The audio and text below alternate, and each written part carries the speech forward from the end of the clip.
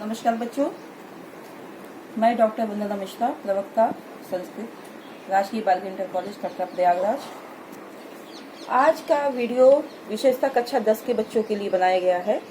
उनके पाठ्यक्रम में एक पाठ्यक्रम के अंतर्गत उच्चारण, स्थान एवं प्रत्याहार हैं, तो उसी पर आधारित यह वीडियो बनाया गया है कक्षा 10 के बच्चों के लिए। इसका उपयोग हर क्लास के बच्चे कर सकते हैं, लेकिन कक्षा 10 के बच्चों के पाठ्यक्रम पर निर्धारित है यह वीडियो, इसीलिए यह उनके लिए विशेषतः लाभप्रद होगा।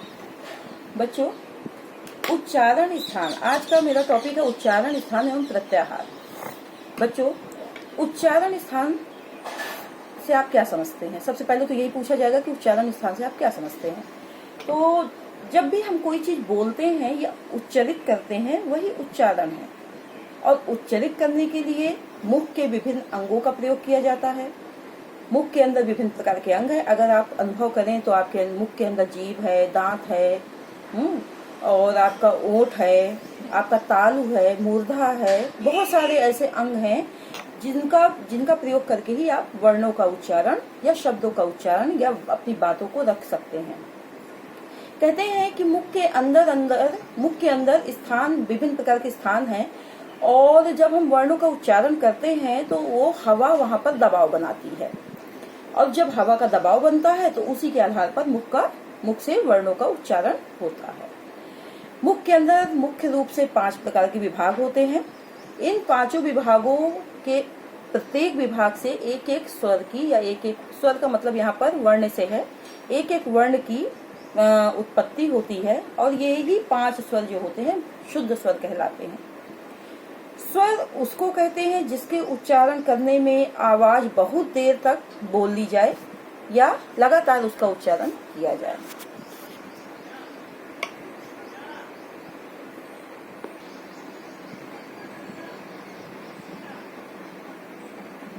एक दो तीन रेडी। मैंने संस्कृत में कुछ सूत्रों के माध्यम से आपको आसानी से समझाने का इसको प्रयास कर रही हूँ।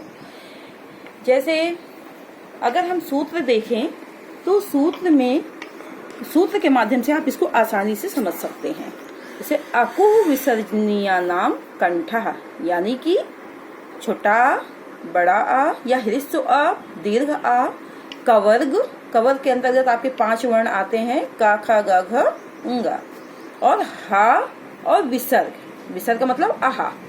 इनका उच्चारण कंठ से होता है। किससे होता है?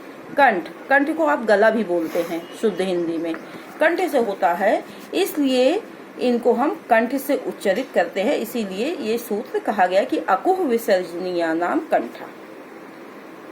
दूसरा सूत्र है आपका इचुएशा नाम तालु, यानी कि ह्रस्व ई, दीर्घ ई, चवर्ग के अंतर्गत 5 वर्ण आएंगे आपके, चा छा जा झा या, और या और शा।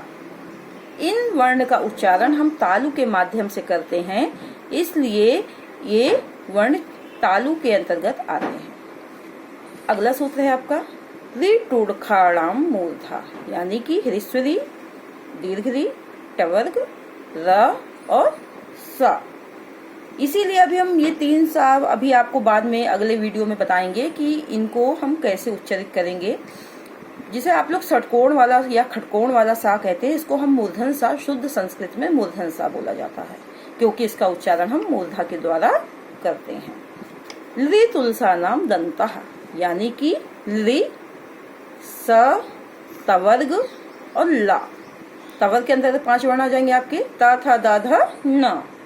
इनका उच्चारण स्थान हम दांत के माध्यम से करते हैं, इसलिए ये इसके अंतर्गत, इस सूत्र के अंतर्गत रखे गए हैं। ए दैतो कंठ तालु, यानी कि ए और ए, इनका उच्चारण स्थान कंठ और तालु दोनों के माध्यम से होता है, दोनों में बल लगा के किया जाता है, इसलिए इनको कंठ तालव्य या कंठ तालु के अंतर्गत रखा जाता है। ओ दो तो कंठोष्ठम, यानी कि ओ और औ। इनका उच्चारण हम कंठ और ओष्ठ, कंठ मतलब गला और ओष्ठ ओठ पर बल दे करके करते हैं, इसलिए इनको इस सूत्र के अंतर्गत रखा गया है। इम मंगलना नाम नासिका, अभी ऊपर आपको बताया गया था कि वर्ग पूरे बताए गए थे और वर्ग के अंतर्गत अंतिम वर्ण को भी ले लिया गया था, लेकिन एक सूत्र और महर्षि पाणिनि ने लिखा है इमंगलना नाम नासिका, यानी कि जो पंचम वर्ण है, हर वर्ग का जो पंचम वर्ण है उसका उच्चारण स्थान हम नासिका के द्वारा करते हैं, इसलिए इनको अनुनासिक वर्ण भी कहा जाता है। पंचम वर्ण का मतलब समझ रहे हैं, अंगा, या, ना, मा, णा, ये इनका उच्चारण स्थान हम नासिका के द्वारा करते हैं। उपदमानीया नाम ओष्ठो, यानी कि जो ऊ है और ऊ, ह्रस्व ऊ और दीर्घ ऊ दोनों का, और पवर्ग, पवर्ग मतलब 5 वर्ण इसके भी, पा फा बा भा मा, इनका उच्चारण स्थान भी हम ओष्ठ के द्वारा करते हैं। वकारस दंतोष्ठम, वकार यानी कि वा, मूलतः ये सूत्र वा पर आधारित है, लेकिन अगर इसका महर्षि पाणिनि के द्वारा अध्ययन किया जाए तो फा का भी उच्चारण स्थान, इन दोनों का उच्चारण स्थान दांत और ओठ दोनों के माध्यम से किया जाता है, इसलिए ये दंतोष्ठ के अंतर्गत रखे गए हैं। जिह्वा मूलम जिह्वा मूली, यानी कि जो फारसी भाषा के जितने भी वर्ण हैं, जैसे का के नीचे ये बिंदी रख दी गई, ये खा के नीचे, तो ये सारे जिह्वा मूल, जिह्वा के मूल भाग से बोले जाते हैं, इसलिए इन्हें जिह्वा मूलीय कहते हैं। बच्चों, उम्मीद करते हैं कि आपको यह उच्चारण स्थान वाला वीडियो समझ में आया होगा और आप इसका बार बार अध्ययन करेंगे और इसको समझने का प्रयास करेंगे।